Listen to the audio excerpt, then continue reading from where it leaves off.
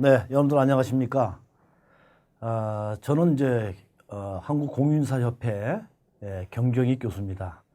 제가 오늘 여러분들하고 말씀을 드릴 내용은 실무교육에서 여러분들이 중개업을 하시면서 반드시 아시고 준수를 해야 하는 개인정보 보호에 대해서 말씀을 드리고자 합니다. 이 개인정보 보호는 우리나라에 개인정보보호법이라고 있죠. 그래서 이 법은 하나의 법으로 여러 분야 한 380만 개 업종 정도 됩니다. 이렇게 그런 많은 업종을 다 적용시키는 일반법이죠. 그래서 하나의 법으로 그렇게 무수하게 많은 그런 업종을 다 이렇게 그 안에다 포함시켜서 적용시키다 보니까 사실은 그 법이 말이죠. 굉장히 좀 어렵게 이렇게 되어 있습니다. 굉장히 포괄적으로 되어 있다는 말씀이에요. 그래서 여러분들이 이제 나중이고 이제 어떤 문제가 생겨서 개인정보 보호에 그래서 그것을 법 조항을 놓고 여러분들이 그걸 이해를 해서 어떤 해결점을 찾으려고 그러면은 굉장한 어려움을 겪게 정도 되어 있습니다. 그래서 그 법을 갖다 해설한 그 해설집을 이 법을 개인정보보호법을 관할하는 행정안전부에서 작성된 게 있는데요. 이게 한 400페이지가 넘습니다. 그러니까 거의 책 한 권이 되는 거예요. 그만큼 굉장히 그 법 자체가 어렵다 이겁니다. 그래서 여러분들은 이제 오늘 제가 여러분들한테 중개업에 맞춰서 개인정보를 어떻게 여러분들이 적용하고 어떻게 처리를 해야 되는지 이런 것을 이제 핵심적으로 쭉 말씀을 드릴 테니까 여러분들 중개업을 하시면서 많은 참고를 하시기 바라고요. 여러분들 그 실무교재라고 해서 책 있잖아요. 그래서 그 책도 거기에 자세하게 이렇게 제가 개인정보를 여러분들 중개업에서 어떻게 해야 되는지 이런 것들을 써놨으니까 그런 것도 참고하시기 바랍니다. 먼저 저에 대한 소개를 잠깐 드리겠습니다. 저는 한국공인사협회 여러분들 중개업을 하면서 개인정보를 어떻게 해야 되는지 하는 것에 대해서 실무교육과 연수교육 여기서 이렇게 강의를 하고 있습니다. 또 뿐만 아니라 우리나라 중개업이 이렇게 좀 발전적으로 전문성 있게 이렇게 하기 위해서 정보화라는 것을 어떻게 적용을 시켜서 좀 더 발전적이고 전문성 있게 이렇게 할 것인가 이런 내용을 가지고도 지금 강의를 하고 있습니다. 원래 저는 명지대학교 부동산대학원 교수입니다. 거기서 제가 하는 거는 부동산하고 이런 다양한 정보 기술을 어떻게 적용을 시켜가지고 우리나라 부동산을 발전을 시킬 것인가 이런 것을 연구하고 학생들을 그렇게 가르칩니다. 뭐 제가 가르치는 대학에 지금 한 6군데 돼요. 그래서 요즘에 이제 많이 이제 뜨게 되는 것이 뭐냐, 프로테크라는 것을 많이 뜨죠. 프로테크에서 프로펄티하고 테크놀로지를 합해서 프로펄티라고 합니다. 프로테크 이렇게요. 그래서 이런 분야가 많이 뜨는데 그래서 그런 거에 대해서 강의를 하고 있고요. 개인정보는 우리나라 그 행정안전부에 개인정보 전문 강사로 해서 공공기관과 기업체 이런 데서 다수 강의를 하고 있습니다. 뿐만 아니라 문체부에도 개인정보의 자문위 평가위원으로 활동하고 있고 한국인터넷진흥원에서도 개인정보 자율규약에 대한 집필을 이렇게 하고 그 밑에 보면 이제 여러 가지 부동산과 관련해서 여러 기관이나 학교 이런 데서 강의하고 평가하고 심의하고 자문하고 이런 활동을 하고 있습니다. 여기 이제 제가 쓴 책들인데요. 여러분들이 이제 이번 강의를 통해서 참고할 수 있는 책은 바로 이제 실무교재죠. 여기 여러분들 중개업에 하는 실무교재. 이 책을 여러분들이 이제 참고할 수 있을 거고요. 그 다음에 그 옆에 보면은 여기에 보면 이제 여기 이제 개인정보 중개업을 자율규약입니다. 그래서 행정안전부에서 이렇게 중개업을 하면서 자율적으로 하기 위해서 규약을 만들어준 게 있는데 이걸 이제 제가 초안을 작성을 했습니다. 그래서 여러분들이 이 규약을 보게 되면은 아주 자세하게 중개업을 하면서 개인정보를 어떻게 하는지 하는 것을 참고할 수 있는 책이고요. 제가 개인적으로 이 개인정보 보호와 이해와 해설이라는 이 책을 이렇게 썼습니다. 그래서 이 책도 여러분들 참고할 수 있는 책이라고 보입니다. 자, 먼저 개인정보를 보호해야 되는 그 전체적인 환경이 어떻게 되는지를 이제 먼저 말씀을 드리도록 하겠습니다. 자, 우리가 말이죠. 아침에 눈을 뜨고, 옷을 입고, 바깥으로 나와서, 문을 열고 바깥으로 나오면 말이죠. 바로 CCTV가 나를 촬영하고 있죠. 엘리베이터 타고 내려옵니다. CCTV 또 있습니다. 길거리 걸어가도 있고요. 그다음에 뭐 버스를 타도 있고 지하철을 타도 있고 뭐 내가 차를 몰고 다닌다고 해도 블랙박스가 나를 또 촬영하고 있습니다. 예, 그래서 저녁에 퇴근하기까지 또 하죠. 점심시간에 예를 들어서 내가 어디 가서 식사를 한다. 그러면 또 카드 결제를 합니다. 그러면 또 그것도 마찬가지로 내 개인정보가 딱 기록이 되는 거죠. 예, 그래서 우리의 생활 전체가 말이죠. 전부 다 기록이 되는 이런 시대죠. 개인정보가 전부 다 남습니다. 그래서 우리가 사는 이런 시대를 어떤 시대라고 하냐면 라이프 로깅 시대 이렇게 얘기합니다. 라이프 로깅 시대. 모든 생활이 기록되는 사회라는 얘기죠. 예, 이렇게. 그래서 이렇게 기록되는데 바로 이것이 뭐냐? 이게 바로 개인정보라는 거죠. 그래서 이런 개인정보가 계속 축적이 되고 남아있음으로 인해서 개인은 어때요? 이게 굉장히 프라이버시에 많은 침해받을 가능성이 크죠. 이것이 악용하게 되면은 나한테 어떤 피해가 올 수도 있고, 이런 것이 굉장히 이제 사회적인 문제가 되기 때문에, 개인정보라는 것을 굉장히 이슈가 되고, 개인정보를 누구든지 보호하려고 하고, 이런 생활이 지금 이루어지고 있는 것이 현대사회다. 이렇게 말씀을 드릴 수가 있습니다.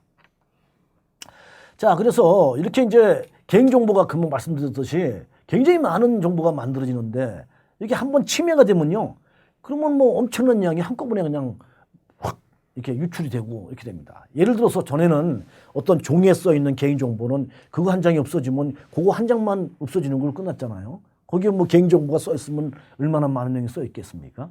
근데 우리가 예를 들어서 엑셀에다가 이렇게 어떤 자료를 정리를 한다. 예. 그러면 뭐 수천 건, 수만 건, 수백만 건을 정리를 해서 그거 그냥 메일로 쫙 보내면 말이죠. 별거 아니에요. 금방 뭐 수천 건을 하든 수백만 건을 하든 그 용량 자체는 크지 않기 때문에 그냥 뭐 보내는 것은 간단하게 보낼 수 있어요. 이게 거꾸로 얘기하면은 유출이 되면 그만큼 대용량의 용량이 한꺼번에 이렇게 유출이 되는 그런 가능성이 굉장히 크게 된다는 얘기죠. 그렇게 굉장히 위험해지죠. 자, 우리가 말이죠. 이 개인정보를 잘 이렇게 활용하면은 업무를 효율적으로 할 수가 있습니다. 그래서 모든 분야에서 말이죠. 이 개인정보를 활용하려고 막 수집을 하고 그렇게 하죠. 그러면 굉장히 효율적으로 할 수 있으니까. 그러니까 다양한 분야에서 그런 문제가 발생할 가능성이 굉장히 크다는 거죠. 예. 또 우리가 이제 이런 이제 스마트폰이나 클라우드 컴퓨팅이나 CCTV나 AI, 빅데이터 이러한 것들이 바로 활용할 수 있는 시대가 되다 보니까 개인정보를 많이 취급을 하고 이용을 하고 또 이런 환경이 이루어져요. 그런 정보기술이 발전하면서. 예. 자, 이런 이제 한꺼번에 뭐 유출이 되면은 대용량으로 막 유출이 되고, 그 다음에 또 이 취급받는 분야가 아주 다양한 분야에서 개인정보를 많이 활용하려고 하고 또 정보기술이 많이 또 이렇게 적용됨으로 인해서 사람들은 말이죠. 개인 입장에서 봐서는 내 정보가 어디서 어떻게 이용될지 모르고 그것이 나한테 어떤 피해가 올지 모르니까 많이 이게 아주 민감해지는 거죠. 아주 예민해집니다.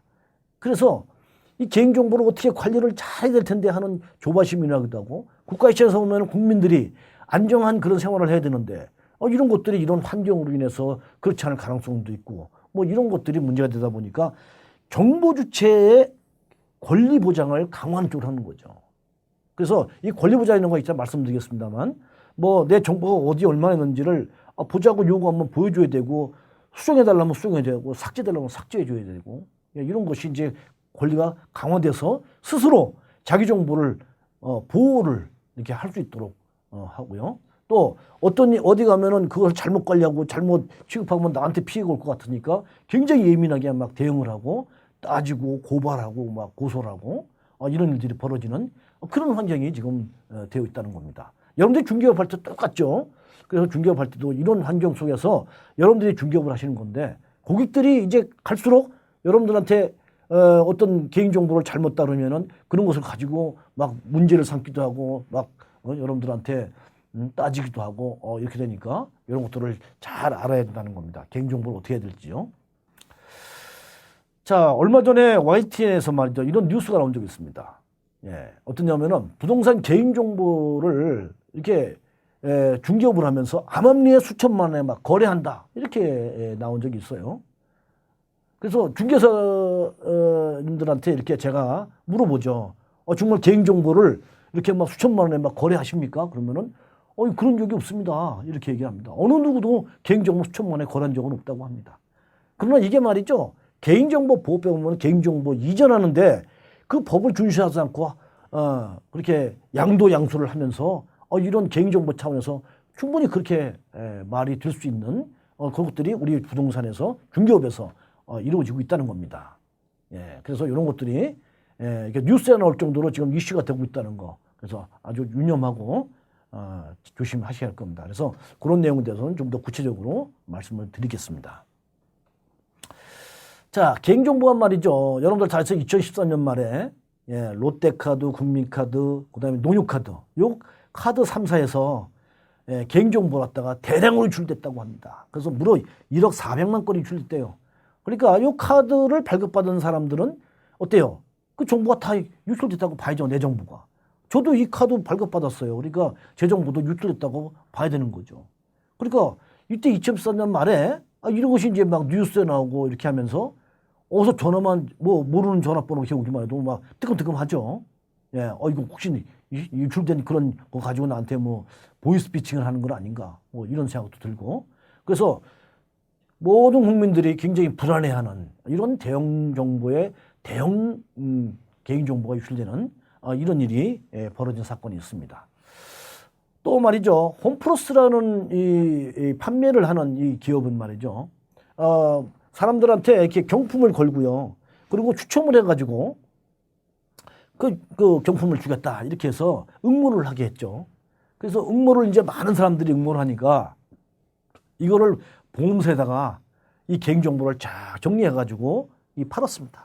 그래서 무려 3년 동안에 231억을 갖다가 이렇게 벌었다고 합니다. 홈플러스는 이게 뭐예요? 이 상품을 팔아서 이윤을 남기는 기업인데 개인정보를 팔아서 이렇게 돈을 벌었다고 이게 뉴스에 나올 적이 있죠.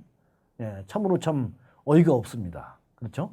이런 것들이 바로 이제 개인정보의 큰 사건이 일어난 겁니다. 또 이런 뉴스가 나온 적이 있어요. 남의 이름의 신용카드로 수익장을 갖다 펑펑 발급받아가지고 막 사용하는 겁니다. 이렇게. 이런 일들이 신용카드를 발급받을 정도의 그런 개인정보가 이런 일들을 통해서 앞에서 카드 3사라든지 개인정보 유출한지 이 홈플러스 개인정보 유출되는지 이런 걸 통해서 이렇게 유출됨으로 인해서 이게 누구든지 이렇게 내 카드를 내 이름으로 카드를 발급받아서 누가 막 쓰는 이런 일이 벌어질 가능성이 굉장히 큰 거죠. 예, 이렇게. 자, 그래서 굉장히 불안해하고 이런 일들이 있음으로 인해서 우리나라 개인정보법이 아시아에서 가장 강합니다. 자, 여러분들 가만히 생각해 보시면 개인정보라는 건 말이죠. 보호를 잘하면 활용하기 어렵고요. 활용을 잘하면 보호하기 어려운 게 이 개인정보법인데 우리나라는 어느 쪽에 치우쳐 있냐면은 이런 보호 쪽에 치우쳐 있습니다. 예.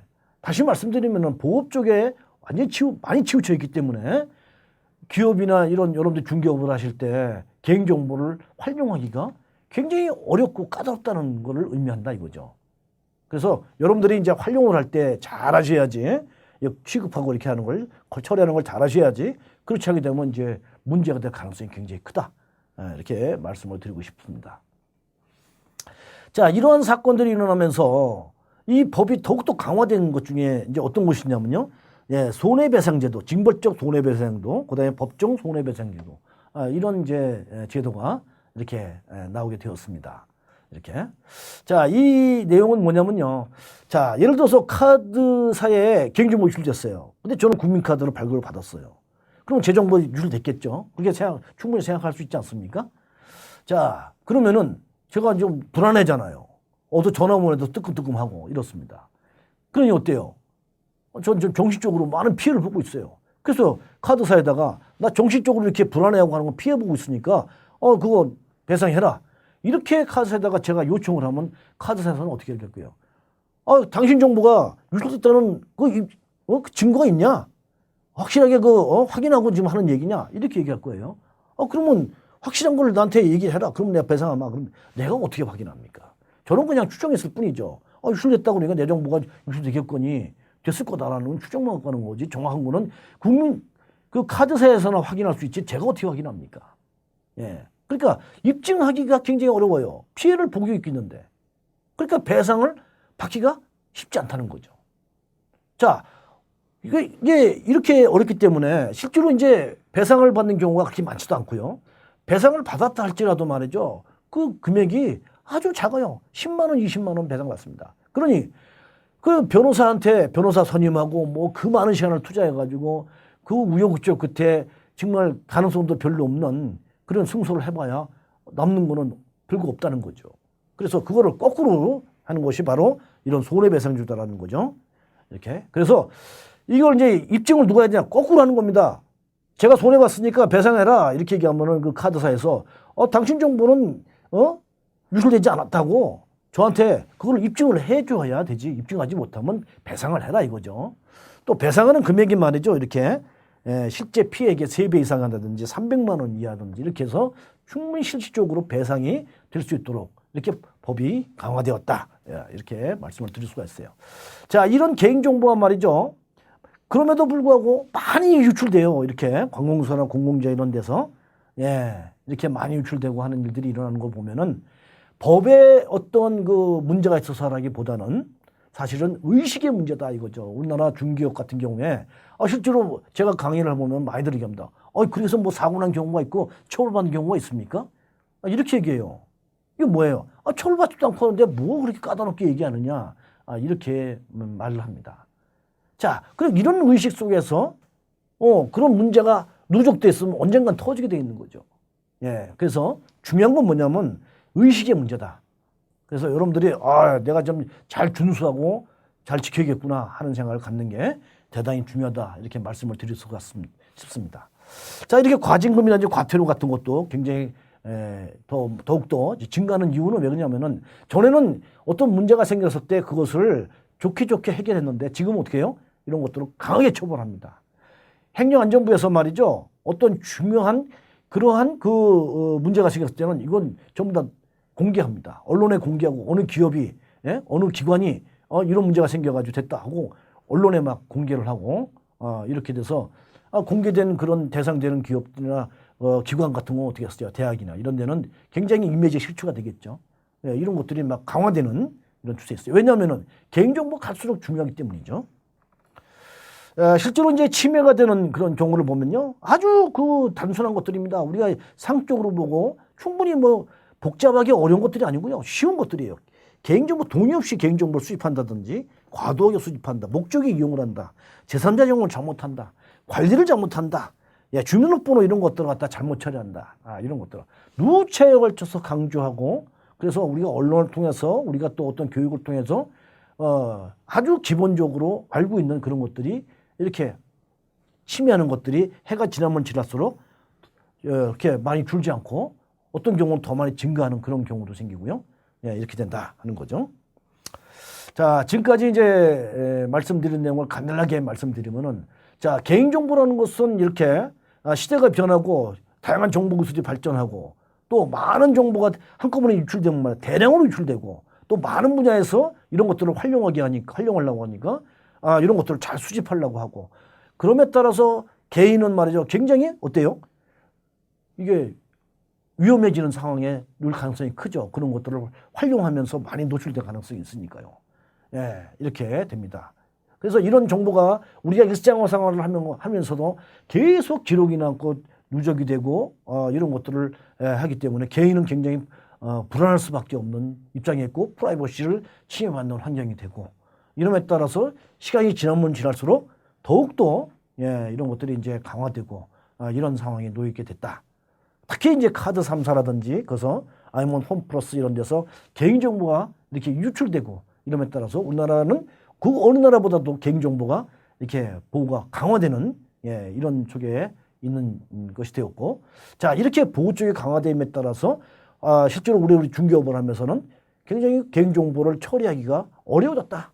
그래서 여러분들이 개인정보법을 이제 잘 아시고 요걸 준수해서 하셔야 되겠다. 이런 말씀을 드리고요. 그냥 하여간 중요한 건 뭐냐면은 지금까지 문제가 없었는데 이렇게 생각하지 마시고요. 하지 마시고 앞으로 그런 것들이 이제 누적이 되고 그렇게 되면 어느 일정 기간이 지나면 이제 표면에 드러나면은 이거 걷잡을 수 없는 문제가 되니까 이런 것들을 평상시에 뭐 지금까지 문제가 없고 남이 뭐 잘 하지 않더라도 여러분들은 그런 거 참고하셔가지고 잘 이렇게 준수를 하는 그런 것을 하셔야 될 거고요.